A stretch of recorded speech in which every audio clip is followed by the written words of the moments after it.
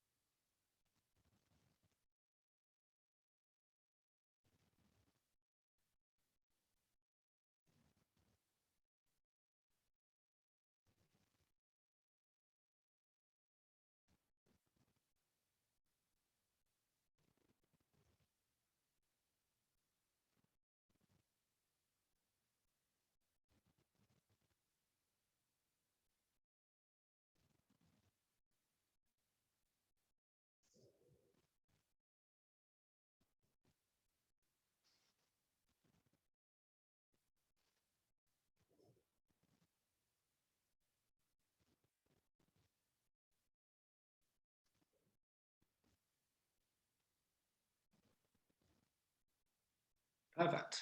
Okay. Evening, everybody. Thank you very much for joining us.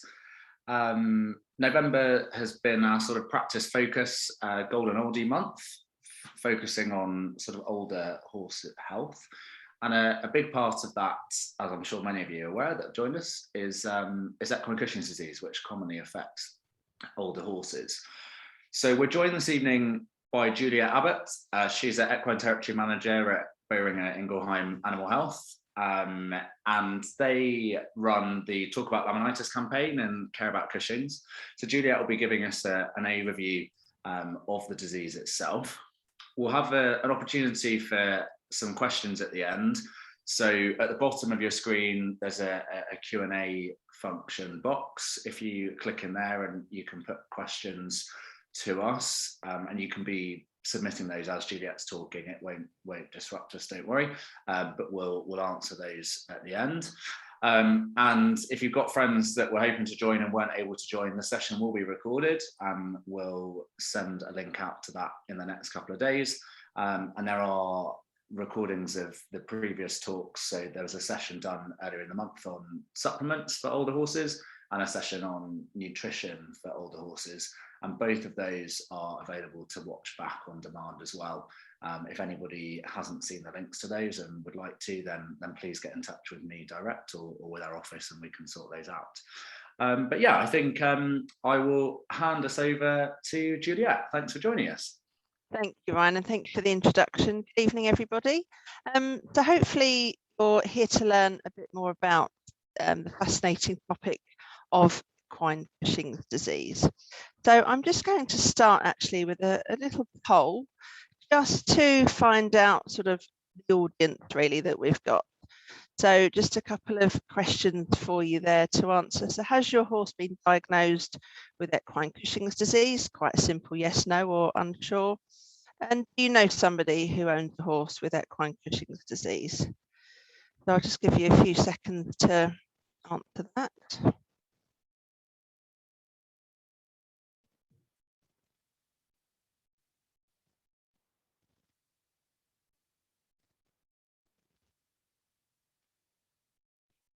Still some answers coming in.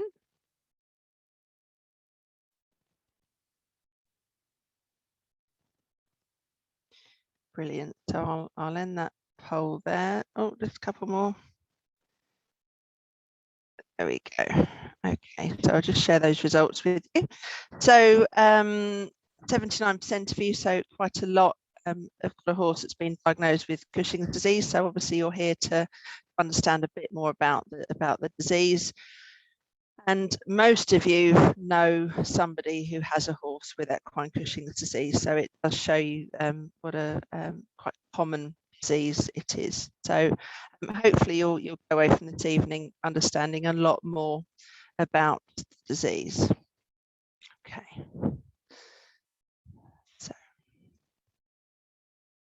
So during tonight's presentation, I'm going to be covering the following topics. So we'll start by talking about what is equine Cushing's disease and how can I recognise the symptoms? And then we'll come on to how Cushing's is actually diagnosed. And then what would a diagnosis of Cushing's disease mean for your horse as well? So let's start with, what should we call this disease? There are several names that you've probably heard. Ppid, which stands for Pituitary Pars Intermedia Dysfunction, and then you'll hear it being referred to as Cushing's and Equine Cushing's disease. So disease was actually first described in the veterinary literature back in 1932, so nearly 100 years ago. And actually the correct veterinary term for the disease is PPID, so Pituitary Pars Intermedia Dysfunction. PPID is actually a more accurate description because it's describing the part of the brain that's affected by the condition. So as we'll see in a moment, the pituitary gland sits at the base of the brain and releases all sorts of hormones, and pars intermedia is just the Latin meaning intermediate part. The more commonly used term, Cushing's disease, actually originates from the American doctor Harvey Cushing, and he described a different disease in people. So although human disease does also originate in the pituitary gland, it's from a part called the pars anterior. So it is actually a different disease to that we see in horses. So we'll use equine Cushing's disease or PPID during the presentation. So what is equine Cushing's disease? So it's an endocrine disease, which is another word for hormonal disease, and it is a lifelong disease, and it does have progressive clinical signs. So it's comparable really to Parkinson's disease in humans, which is caused by quite a similar mechanism. So I'm just going to now show you a video that explains to you a little bit more about Cushing's disease. To best understand what causes PPID, it is necessary to understand how a healthy equine pituitary gland functions. The pituitary gland, known as the master gland, lies at the base of the brain. It is responsible for the production of an array of hormones. These hormones then circulate throughout the body where they regulate the function of various organs. The release of hormones from the pituitary gland is controlled by the hypothalamus.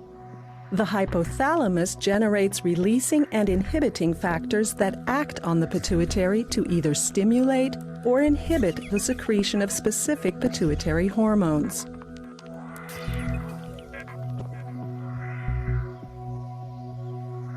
The equine pituitary gland is comprised of 3 lobes: the pars distalis, the pars intermedia, and the pars nervosa.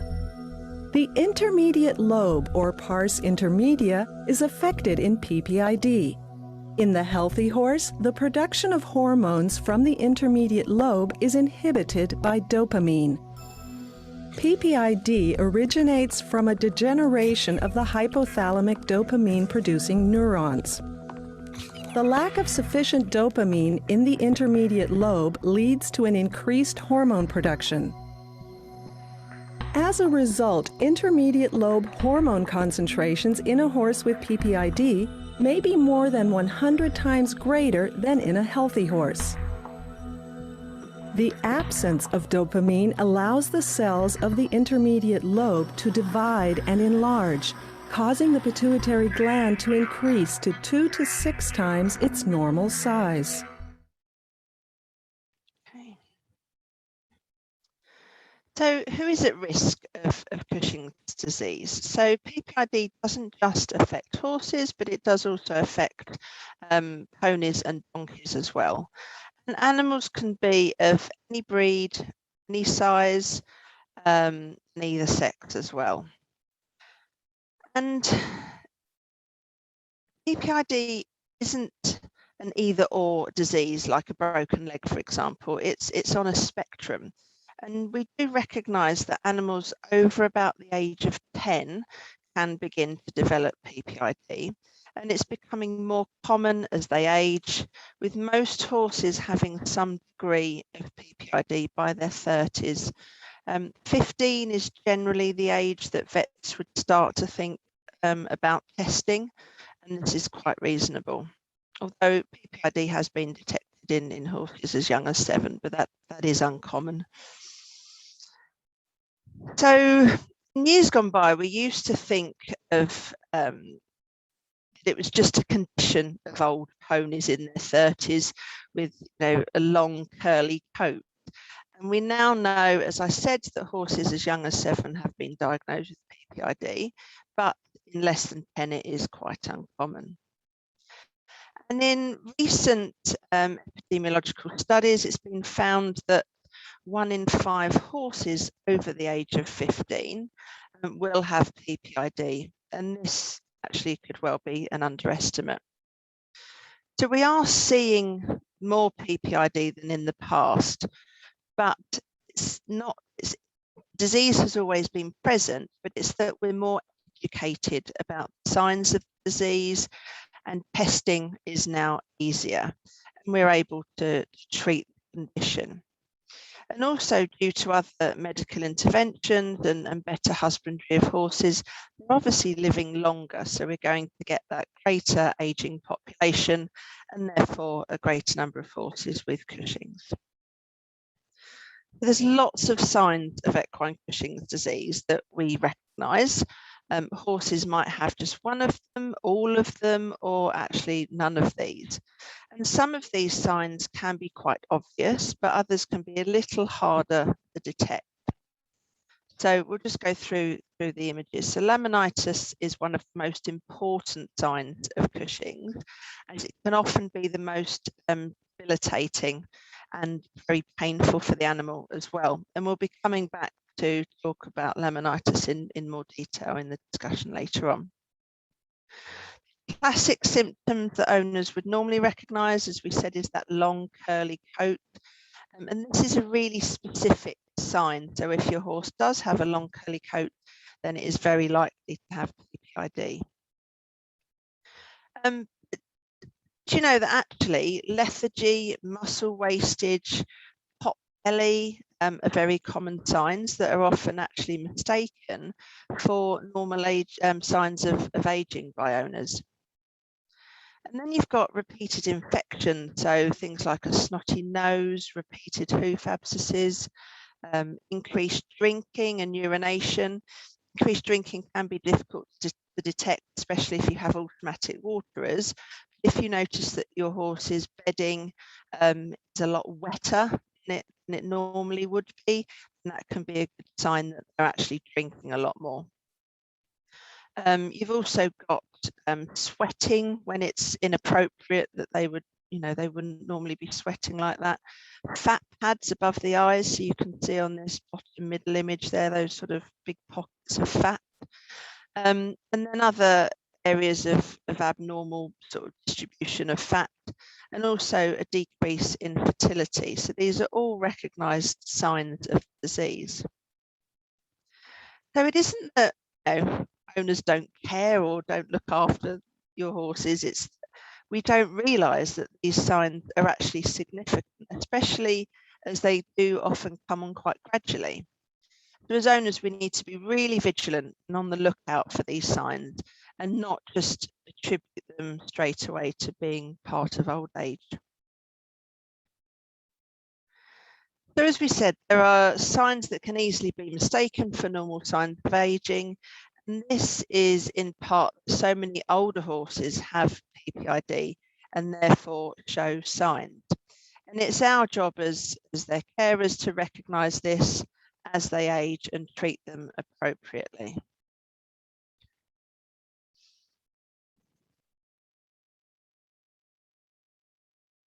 So what can you do to get a better idea if your horse has PPID? So if you look at the Care About Cushing's website, so you can see the address on your screen there. You can actually download a really handy checklist which you can use on your yard with friends, and take a closer look at your horse to look at those clinical signs of equine Cushing's disease. And also on there you will also find checklists for body fat scoring and laminitis as well. And as I said, we'll be talking more about laminitis in a moment. We're now just going to watch a quick video from Kathy McGowan. She's a specialist in equine medicine and equine disease. So we're just going to have a listen to see what she's got to say about horses with equine Cushing's disease. Well, Lucky is typical of our aged PPID cohort with a loss of top line. As you can see here, she's got relatively poor muscle structure, but particularly here, she's actually not that thin, although you can easily feel and see her ribs. But the most important thing here is she seems to have lost a lot of muscle. It's classic with PPID. There's been, research that's shown that they actually get a catabolic muscle condition and a type 2 muscle atrophy with PPID, so it's something we need to be very aware of, even with relatively fat horses, where the fat can kind of mask this muscle loss. All PPID horses do have muscle loss. However, of course, any horse with, let's say, chronic back pain, chronic hind limb problems, a horse that's out of work can actually lose their top line pretty quickly anyway. Basically, the protein is important in the diet to reverse that muscle catabolism. These animals have a myopathy, they have a problem associated with their PPID that breaks down their muscle, and we need to try to reverse that as much as possible by having a good quality protein source. If it's a PPID case that's a little overweight and we want to feed it soaked hay, we'll make sure we're feeding at least 2% of body weight soaked hay to start with, to make sure that that weight loss is very gradual. We do not want to rapidly restrict them. But on top of that, we need to balance the horse. Now, balance the diet of that for that horse. Remembering our forages are very borderline protein at the best of times. Soaked hay doesn't lose protein, don't get me wrong, but the fact that you're giving a restricted amount or a measured amount of a restricted protein forage means that there may need to be more protein added to the diet. We can balance that diet with a commercial balancer, which is fine. A lot of the low calorie, low sugar balancers though, be a bit careful, read on the packet. Some of them have relatively small amounts of protein. So in those cases, it's ideal to add a protein supplement as well as that. But as I said before, because the PPID horse has that muscle catabolism, a protein supplement is always useful. The other point is, of course, is the supplements, though, can have a major effect on the total protein amount in the diet per day, but the actual amount on the sugar per day is really small. The other type of PPID horse is the one that doesn't present with laminitis as much, or maybe the laminitis is now under control, but we've got a horse that looks poorly and we want to put weight on them.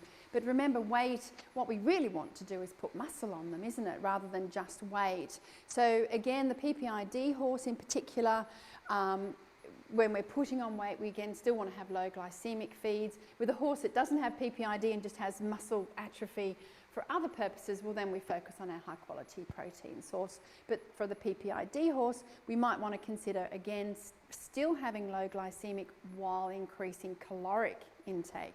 Things like that, then we go to things like having a higher fat diet, increasing the bulk, and of course, making sure that's well balanced with vitamins and trace minerals as well.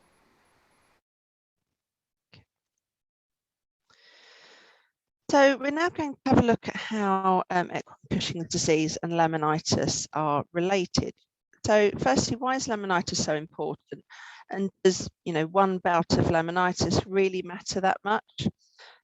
Does it happen to a lot of horses? And why do we need to know about it? So as many of you may have witnessed a case of laminitis, it is severely painful and debilitating for horses and ponies. And it's actually been described by some vets like standing on one of your fingers or peeling off your fingernails. So you can imagine the pain that this does cause. And once some of the damage has occurred, it can actually be irreversible. And the damage that's caused within the foot can be permanent. So during an episode of acute laminitis, patients are often required to box rest, so meaning that can't always be ridden or competed for a period of time, and it can actually take weeks or months to bring these horses back into a normal level of work. And the treatment and management of laminitis isn't only time consuming, it can also be very expensive due to veterinary fees, farriery charges, doing different shoeing, and the increase in the feeding and the stabling costs. And as you can imagine, for some animals, laminitis does actually pose quite a significant welfare issue. So if a horse has repeated bouts, that can cause long-standing pain, lameness, and also the stable confinement. And as owners, we have to really seriously consider our animal's quality of life. So we can learn more about laminitis and what is abnormal. So first of all, we need to really know what is normal. And this image is showing you what a normal equine foot looks like. So here we can see that the pedal bone is sitting parallel to the hoof wall, and the P3 is actually suspended from the wall by the laminae, which you can see on there. And it holds it together a bit like Velcro, really. So you've got two sides, and they interlink and hold all the horse's weight. So it's important to note that the P3, which is the distal phalanx, is actually suspended, and it isn't resting on the sole at the bottom, and it's not resting on the frog or the digital cushion either. So the question really is, how do we go from a normal foot to a laminitis foot? And firstly, there's this initiating cause, which we'll cover later in the talk. And then we've got the disruption of the blood flow within the foot, which leads to cell damage and cell death. And this in turn leads to breaking of tight bonds between the laminae, and they unzip like pieces of Velcro, as we said. And this instability then causes the pedal bone to sink and rotate downwards towards the sole. And as I'm sure you can imagine, this can be horrifically painful for the animal. So in the image on the right, you can see that the pedal bone and the hoof wall are no longer parallel, and actually the tip of the pedal bone is now closer to the sole. So if we move back to looking at PPID and laminitis and this pathway as to how PPID causes laminitis, it hasn't really been fully established, but we do know the horses with PPID are actually 5 times more likely to get laminitis than other horses of their age. But whilst that's true, it's also true that not all horses with PPID will get laminitis. It's just a major risk factor. The 90% of laminitis cases have some sort of underlying endocrine or hormonal disease, 2 of which we're going to look at in more depth. So you've got Equine Cushing's disease and equine metabolic syndrome, which you'll hear referred to as EMS. And a horse can have one or the other or both of these. And it's also really important to realise that these horses often have high levels of insulin in their blood or some degree of insulin resistance or dysfunction. And it's considered that this is it's this insulin that is actually ultimately causing the laminitis. So exactly how is still very much under research. As we saw earlier, there is a convenient checklist on the Care About Cushing's website for recognising equine Cushing's disease, but there is also a checklist on there for helping you to recognise laminitis. So I would encourage you to have a look at those. And this will give you more advice. Is it just that he rocked back and is unable to move, or is laying down and groaning in pain? It's not just that, you know, it's also looking at, is the horse footsore after the farrier has been, for example? Are there divergent hoof rings? Can you feel a digital pulse? But all these things that actually, if they can be recognised early, can prevent getting to the stage of being unable to get up, which, you know, has unfortunately happened for some. So we now know what equine Cushing's disease is and why it's important. And now we're going to come on to have a look at how we can diagnose equine Cushing's disease. So I suspect all of you will have had testing done at some point, but let's just talk about it in a little more detail. You know, some of your horses may have had quite convincing clinical signs, and your vet advised treatment without a blood test in some instances as well. But what is needed for a routine equine Cushing's disease test is for your vet to take a one-off regular blood sample. So just a few millilitres of blood is all that's needed, and then this can be taken at any time of the day as well. And what we're looking for is a hormone called ACTH. And this is overproduced by the pars intermedia of the pituitary gland, as we showed in the video at the beginning, when a horse has PPID. So whilst autumn is actually the best time of year to test, and this is because horses have a natural rise in their ACTH levels at this time of year. And a horse with PPID has a more exaggerated response, so their ACTH level is higher and therefore more sensitive in the autumn. But we do still have very good reference ranges all year round, so any time of year is fine. And the result will either be positive, negative, or it may be what we describe as the grey zone, which is very slightly positive or negative, and it means that a clear diagnosis can't be reached at that time. So if this is the case, then it'll be in a discussion with your vet as to whether you do further testing, monitor the horse for the moment, and retest it in the autumn, or just monitor it instead.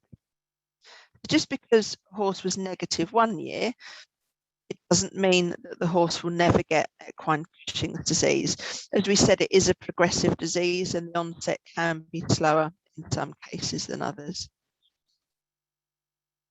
So the good news is that we run a complimentary testing service, which has been running for over 10 years now. So the lab fees are supported by Care About Cushing's, really to help aid welfare and also to improve the diagnosis of the condition. You know, so much more has been learned about this disease since we've been increasing the testing of it. So you're entitled to one complimentary test per year per horse, and your vet might recommend either one or two tests. It very much depends on your horse. And on the Care About Cushing's website, you create an account for your horse. You just click on the register button on the home page and you enter your details, and then your horse's ACTH results are stored automatically in the My Yard section of the website. And then you can also keep track of all sorts of other details about your horse. So you can track its weight, body conditioning score, you can upload photos and any clinical signs that you observe as well. So it's a really good way of monitoring your horse. You make sure on there that you do tick to receive emails. You'll get regular support and updates, but also importantly, if you haven't ticked that box, then we won't be able to send you the vouchers for you to have an annual free monitoring test if your horse is on treatment.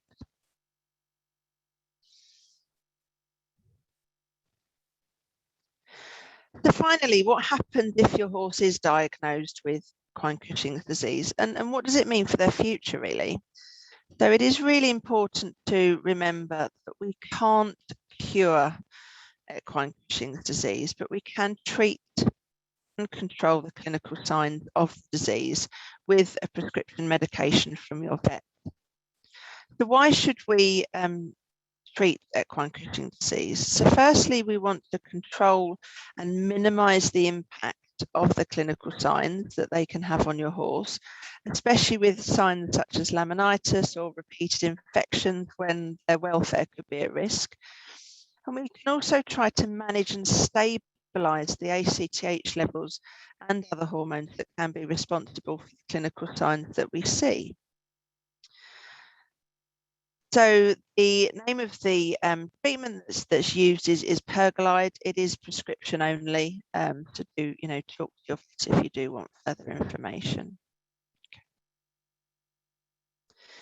I thought we'd just have a little look at a case study, really. So this is Igor, and when Igor first started on treatment, you can see what he looked like. He had the typical curly coat. Now you follow the top images from left to right, but then you drop down and follow them from right to left. So it is a bit just a bit confusing there, but you can see the months along the bottom. So you can see how he looked in this bottom left-hand corner after he'd been on treatment for 6 months. So if you look at month 1, he's already looking quite bright and perky in himself. And often actually this is the first external sign owners do report, that abnormal hair coat. And when that coat goes, you can actually see his loss of top line, especially if you look in month 2 and 3 and 4. And a picture really does tell 1,000 words. If you look at the difference in Igor over that 6-month period, it's quite extraordinary, both coat-wise and also an improvement in his muscle wastage as well. The treating PPID, it isn't all about, a pill a day. It is important to take quite a holistic approach as well and think of all of the less visible areas that PPID can affect. So, for example, vaccination is really important for horses with equine Cushing's disease. It's important for all of them, but it certainly is for those with Cushing's disease, because studies have actually shown that these horses can find it harder to actually fight off infections such as influenza. So protecting them with vaccination is really vital, even as they age. Diet and exercise are really important for horses with equine Cushing's disease to ensure that we're avoiding muscle wastage and to keep horses at their optimum weight. You might need to speak to your vet about creating a bespoke diet and exercise plan for your horse. Dental care is really important, so a yearly check, or it might be recommended for your horse more frequently with your vet. And horses actually with dental disease, they might not be able to chew long fibres such as hay or haylage, or they chew it slower than if they didn't have dental disease. So they might need some dental treatment or a change in their diet just to allow them to maintain or increase their weight.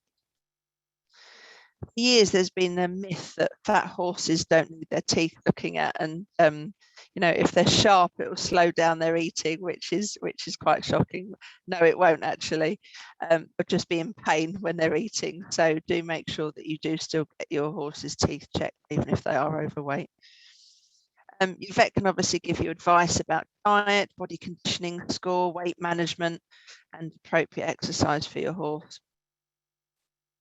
So this is a topic that owners are normally clued up with, the bottom right image. So worms, obviously they can cause diarrhea, colic, ill thrift. And so it's just a quick reminder actually that how important parasite control is as well. We know that horses with PPID had a higher fecal egg count before and at 8, 10 and 12 weeks after ivermectin treatment compared with counts the site-matched healthy horses. So doing regular fecal worm egg counts are recommended, and this is something that you can speak to your vet about. But don't forget the importance of that regular poo picking rather than just relying on worm treatments. Finally then, these are the key messages for you as owners of horses with equine Cushing's disease. So horses over the age of 10 are at risk of equine Cushing's disease. It's really important to regularly monitor your horse for symptoms of the disease using those assessment checklists that are on the Care About Cushing's website. Do speak to your vet if your horse is showing any symptoms, and don't forget that you can claim a free diagnostic test for with the lab fees as well. Okay. So we're now going to come on to a Q&A session, as I said. So please do put your questions in the Q&A function. Just to say now, thank you ever so much for attending this evening. And when the client evening does finish, you will see a survey just pop up on your screen. And I just ask you to just take a minute or so to kindly answer that for us. It will really help the guys at GVG Brooks plan future client evenings, make sure that they're topics that you would like covered, and also, whether you quite like the virtual format, etc. So we would all really appreciate you just taking a couple of minutes.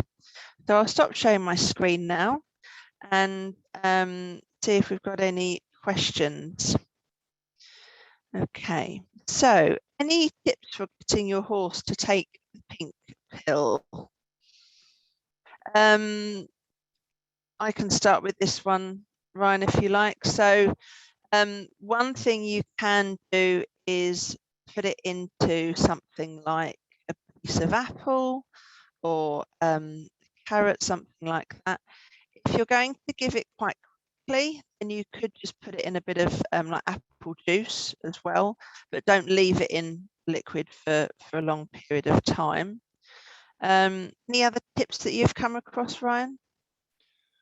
Yeah, I think most of those tricky ones, yeah, in a bit of juice or squash or something like that, can work quite well. I think it's really important with those horses that you think are being a bit fussy and you're not sure whether they're eating it, is what I often recommend people is try and give it to them by hand. So whether that it goes in a bit of apple and you give it to them, or you put it in a little, scoop with a few nuts or something like that, so you can see that they've definitely taken it.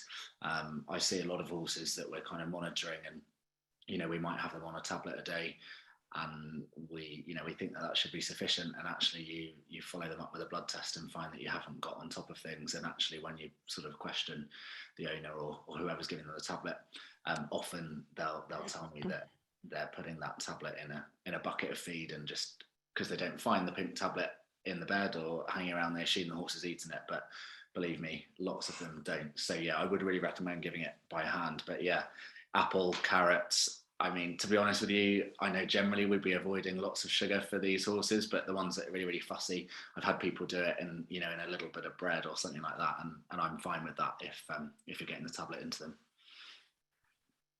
Thank you, Ryan. If you have to crush and dilute to a syringe, will it change its compound?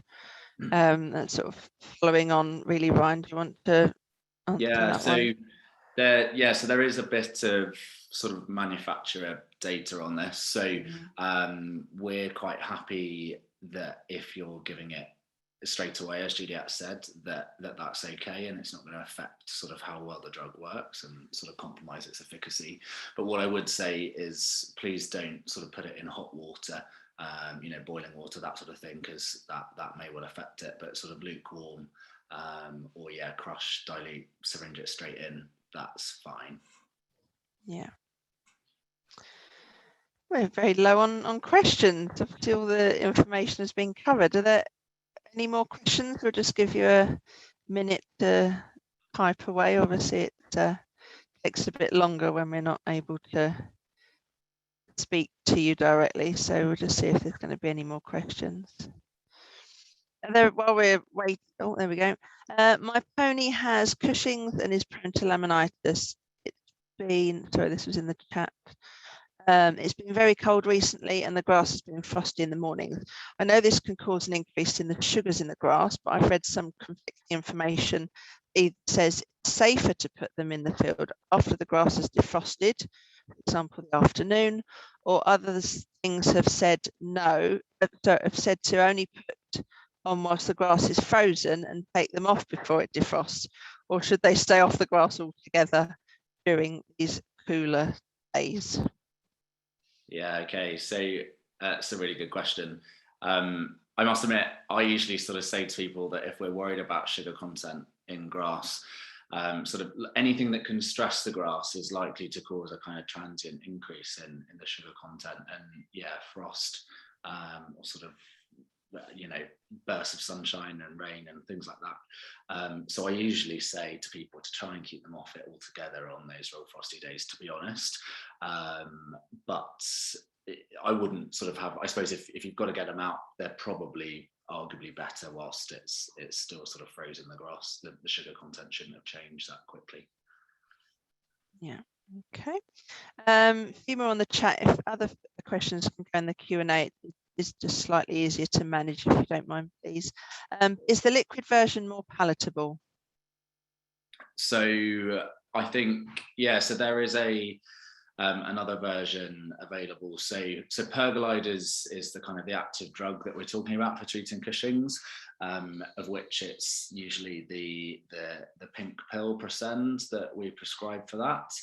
There is a sort of an alternative option, a special formulation, a paste that is available.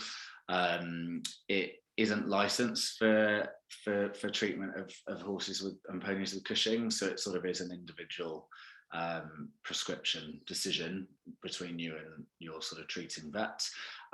It is the paste that they make is a kind of a sweet tasting one, but it's not suitable for all horses, and because it's not licensed, it's not sort of primary recommendation, but yeah, it is an option. So definitely you can discuss that with one of the team. Thank you. How long after the start of treatment do I need to do a blood sample to check if it's working? Yeah, so if it's a new diagnosis, we generally, as a practice, we will recommend sort of a follow-up blood sample sort of 4 to 6 weeks. So anywhere between 4 and 8 weeks later is okay. By that time, we should expect to see some improvement in the symptoms that that may have caused us to want to test the horse initially. But actually, yeah, we're sort of a minimum of 4 weeks later is when we expect those hormone levels to be stabilizing. So yeah, that's generally what we would recommend. And equally, if we're monitoring a horse's hormone levels, that are on treatment for Cushing's, as years go on, we would generally, if we recommend a dose change, so that might be an increase in the dose of Pergolide, or it might be a decrease, we'd then usually recommend that we check that was the right thing to do by repeating a blood sample sort of 4, 6, 8 weeks later. Yeah. And with regards to the free lab fees for tests, once your horse starts treatment, you will get your first voucher after 6 months. And then after that, it will be annually. Since being on the pink pill, lots of horses have a loose bottom. Is this related to PPID? Yeah, the short answer is no, it probably isn't directly related to the PPID. Very rarely we do see horses with diarrhea associated with the tablet. If that happens, it's kind of an individual sort of decision. We usually find that if we reduce the dose for a short while, or even take them off the Pergolide for a while before reintroducing it, that will usually dry them up and sort things out. But quite often it shouldn't be PPID directly related, no. Although I suppose the things that are worth bearing in mind is that PPID itself, and having PPID that isn't sort of well controlled, is a risk factor for kind of struggling to keep sort of intestinal parasites at bay. And actually it might be that if they have got a persistent sort of diarrhea problem, that actually there might be a parasite component. Of course, if they're really poorly with it may be something else, like a bacterial infection or a viral infection, which horses with PPID will be at higher risk of. So yeah, hopefully that answers that. Thanks, Brian. Should the level of Ppid be the same all year round, or can you lower the dose at certain times of the year? Yeah, okay. So I wouldn't, to be honest with you, there's not, that I'm aware of, unless Juliette disagrees, there's not an awful lot of data out there that we're aware of in terms of, trying to fluctuate doses and actually kind of what that does. Yeah, but absolutely. what I probably would say is, this is primarily a hormonal disease, and we're treating them. I wouldn't really like to be playing around with doses unless it's absolutely essential.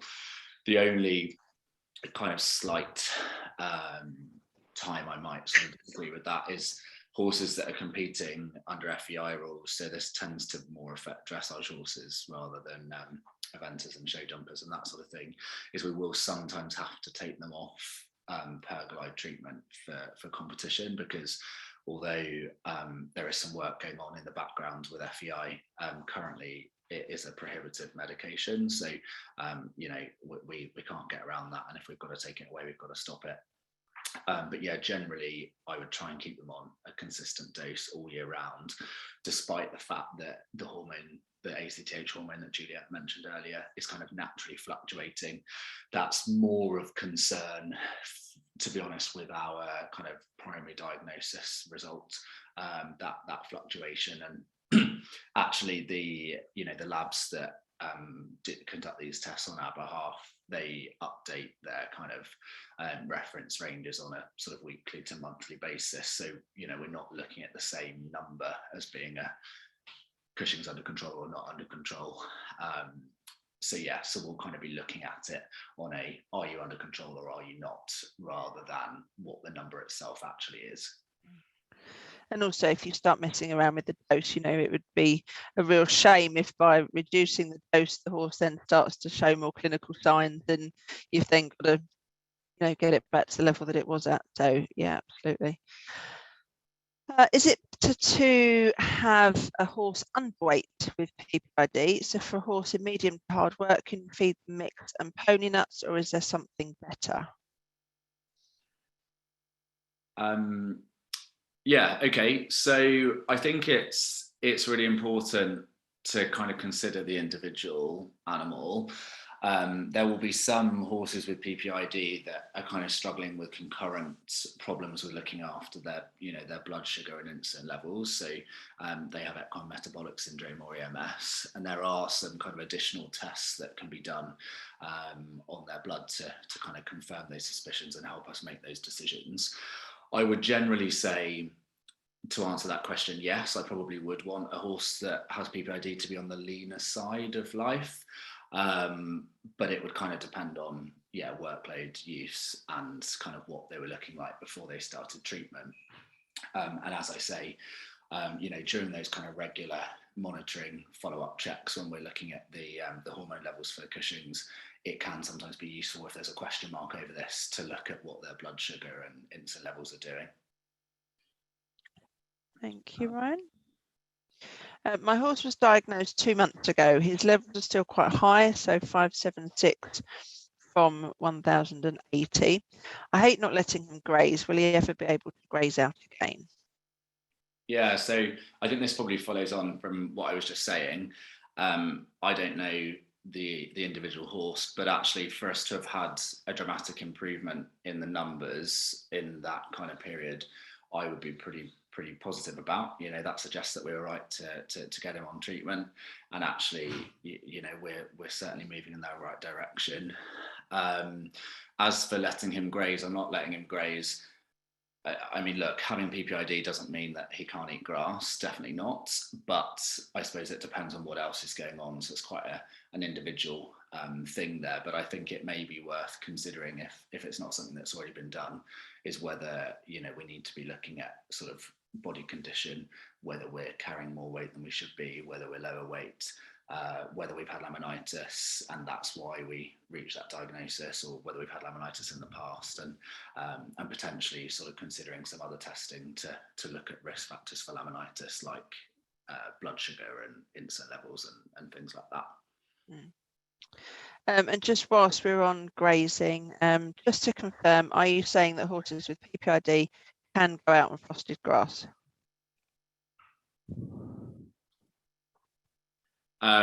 I think ideally not is kind of my feeling on that. But I think if you've got to get them out and you're trying to decide, do I put them out whilst it's, whilst there's ice on the ground, or am I waiting to put them out immediately after? Then I'd probably let them have a little run around whilst, kind of first thing, and then take them off the grass, if that makes sense. Should you give them a break sometimes? Does it affect organs with continued use like bute? The short answer is no. There aren't worries with kind of side effects with Presend. We're happy with Perglide. Sorry, we're happy that it's a very safe medication. So and it is a lifelong treatment. Yeah, so I wouldn't recommend taking them off it and giving them breaks. No.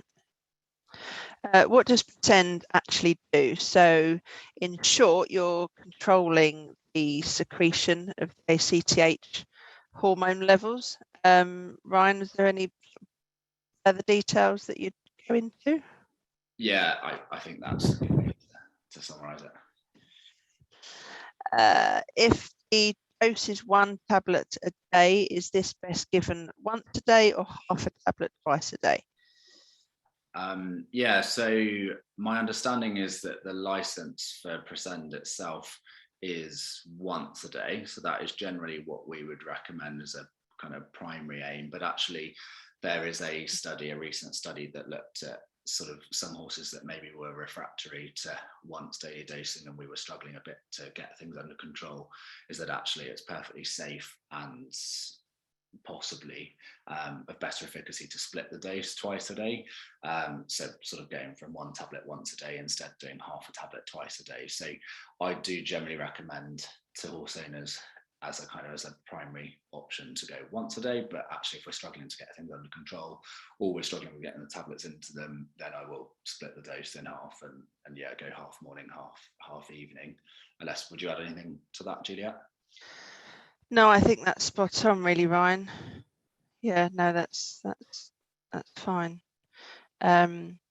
Steve is wanting me to let him into the webinar, so I'm just seeing if I can get back to the settings and add him as a panelist. So if other questions do pop up, Ryan, then please do answer them for me. I'm just going to see if it's possible quickly without, because Steve just wants to make a few comments. Come on.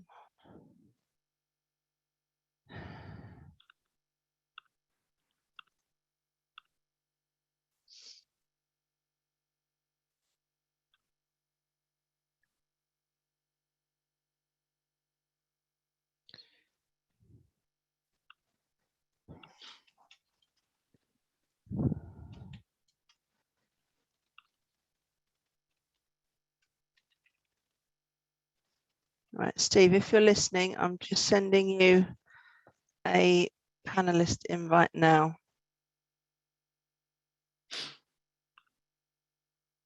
So hopefully you have got that. Can you promote him, Juliette, from the attendee list? I think you Is there? I think okay. go over him and then do the little drop down. I think there's an option to promote to panelist.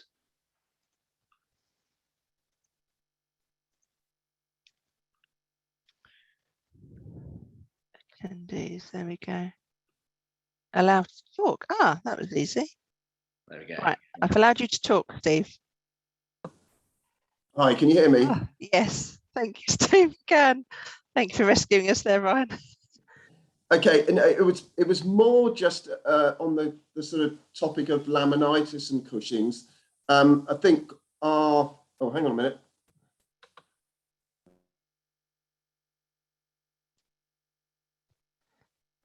And it's so that we might be able to see you now as well, Steve.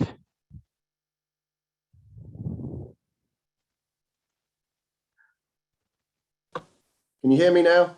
Yeah. Sorry, technical glitch.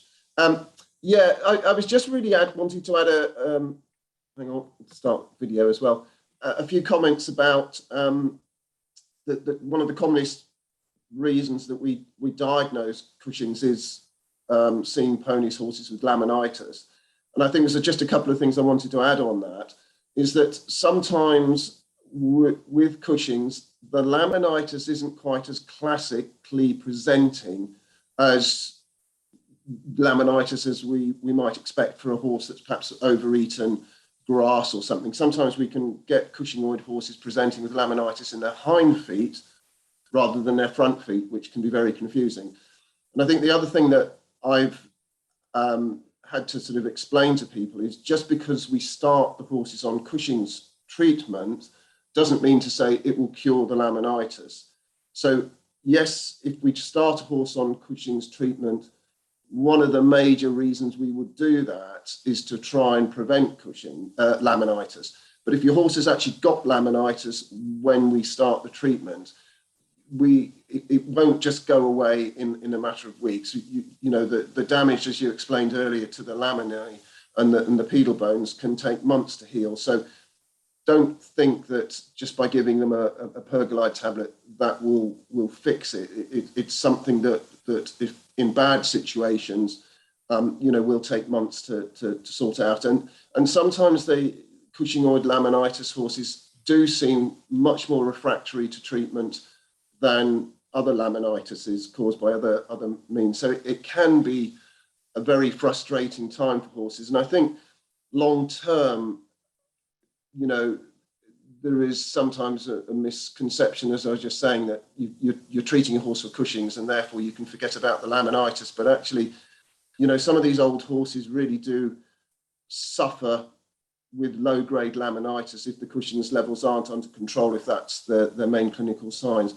So I just really wanted to make that point, is that, you know, my views have changed as to whether we treat horses with Cushing's, because sometimes you get marginal elevations and we've sort of sat on it and left it.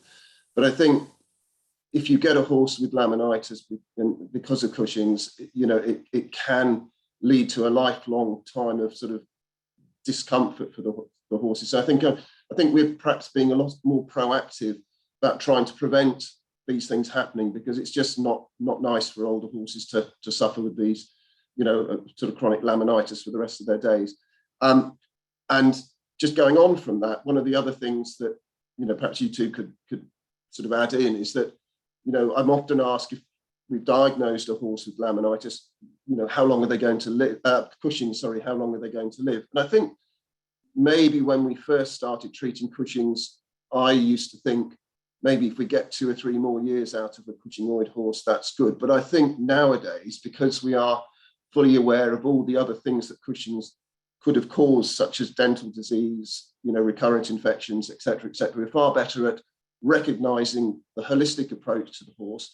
So that I think, you know, with regular testing as well, there's no reason why these horses can't carry on quite happily for many, many, many years. So, but it is a lifetime of expense, unfortunately. There's no getting away from it. But, you know, inevitably, the reason that we diagnose more and more horses with Cushing's is because we're able to look after them better and they live longer.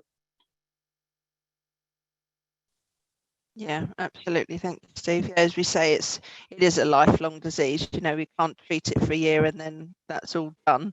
It is something to manage for the rest of the horse's life. A couple of other questions that have come in. Does EMS or PPID increase the likelihood of a horse to colic? I.e., does it make them more sensitive to diet changes, gas, etc.?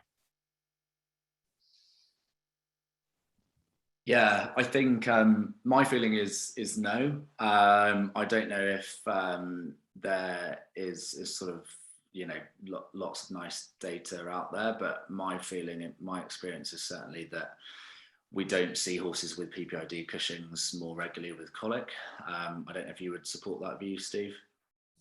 Yeah, I don't think so. I think the only thing I would add is perhaps quite a few of our Cushing's horses are perhaps a little bit fatter than they should be. And there certainly are, you know, from an old horse point of view, developing lipomas, which are fatty lumps in the abdomen, is not an uncommon cause of colic in older horses. And I suppose uncontrolled Cushing's, where you're perhaps getting horses with sort of diarrhea or something, obviously can lead to uncomfortable, intestines and low-grade colic. But I wouldn't say there's any more, from my experience, looking at a colicky horse thinking, gosh, this is really more likely to be a Cushing's horse or not. So I don't think you have to worry from that point of view. And I think the other thing I was going to add, is that there is maybe slightly controversial, a slight debate about, putting horses out on grass. If the Cushing's is under control, theoretically, the horse should be able to cope with stressed grass. The problem you've got is that quite often Cushingoid horses have got, EMS as well. So they are uber fat, amongst other things. And obviously, if there's any change in grass composition, you don't want to put a fat horse out in it. There was some information, I think, circulated from Liphook that the level of sugar that might appear in frosted grass and immediately hours afterwards is not that much that a horse with controlled Cushing's or EMS shouldn't be able to cope with. So, theoretically, if you've got a reasonably bothered, horse in good body condition and the Cushing's is under control, theoretically, they should be able to cope with the grass. Now, would I risk it for a biscuit? I think I'd be cautious, as Ryan has mentioned earlier.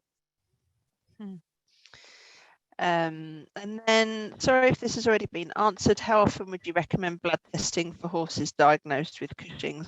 What's your sort of practice protocol, really? So it's a little bit individual dependent, but sort of, as I said before, generally a blood test to kind of diagnose the disease. We'd get them started on treatment. We'd hope to see an improvement in symptoms, and we'd sort of recommend a follow-up blood 4 to 8 weeks after starting treatment.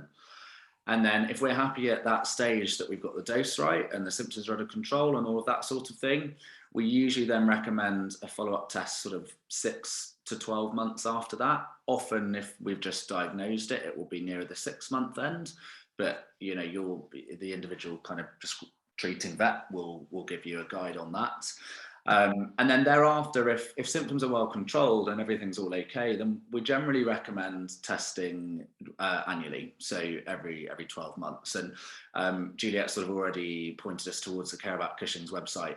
I think so many of our clients don't take advantage of the fact that actually you can get an annual monitoring test voucher. So that covers the lab fee. So it saves you about 40-50 quid. So it is, it's definitely worth getting registered and getting on there. And you just need to give that voucher code to us when we come out and do that follow-up blood test. So your initial blood test to reach a diagnosis, that's covered by Care About Cushing's. So again, you save your 40-50 quid there. You get yourself registered online if your horse has got it. And annually, you'll then be sent an email with a link to get your voucher, and yeah, make sure you do that, because you do save some money. Thank you, Ryan. Right, there's no further questions. There's nothing in the chat. No. Were there any final comments from yourself, Ryan or Steve?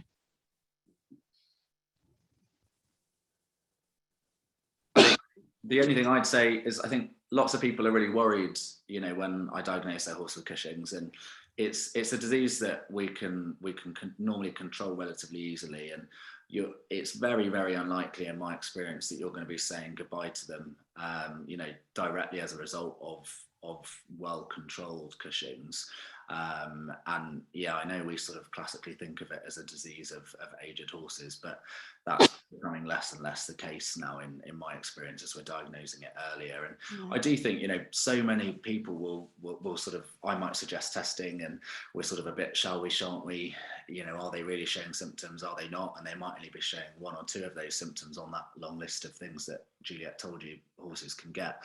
But actually, I'd say more often than not, probably 90-95% of people that I recommend their horse goes on to treatment, you know, I'll go back and see the horse a month later or something, and they'll say to me, gosh, it's like you've knocked 10 years off this horse's life. You know, it's like I'm dealing with a full of it sort of 4-year-old, and this is a horse in, you know, in their 20s or whatever. So that you know, for me, that's the reason I recommend testing for this, and going for it in a horse that isn't, you know, currently sort of suffering nasty symptoms, I suppose. Yeah, brilliant. Well, thank you very much from me. A reminder to complete the survey just very briefly at the end of the webinar, and I'll leave it to you, Ryan and Steve, to just close the evening. Fab. Thanks very much for joining us. So thank you, Juliette. So this is kind of the last of our sessions for our Older Horse Month. We've got some things planned in the new year. Possibly, well, likely to be another online session, and then hopefully as we move into the spring next year, things everybody will be feeling a bit more relaxed about the world, and hopefully we can get together in person, and we've definitely got some plans in the pipeline for that. Don't forget, if you've got an older horse, so over 15, you can submit some pictures for the photo competition. The prize for that is a freebie health care visit, which sort of includes lots of things that are kind of out on the social media post, but your vaccination, your dental check, including sedation, your visit fees included, a full sort of blood screens included, a trot up, clinical exam, check their eyes, heart, lungs, that sort of thing, worming sample, worming advice, diet review, lots of stuff all included. So it's usually £195, and it's we'll be giving it away as a freebie as a prize for that. So do get your photos in. Fab. Thank you very much, everyone, for joining us, and we'll hopefully see you again for one of these sessions. Thanks so much, everyone.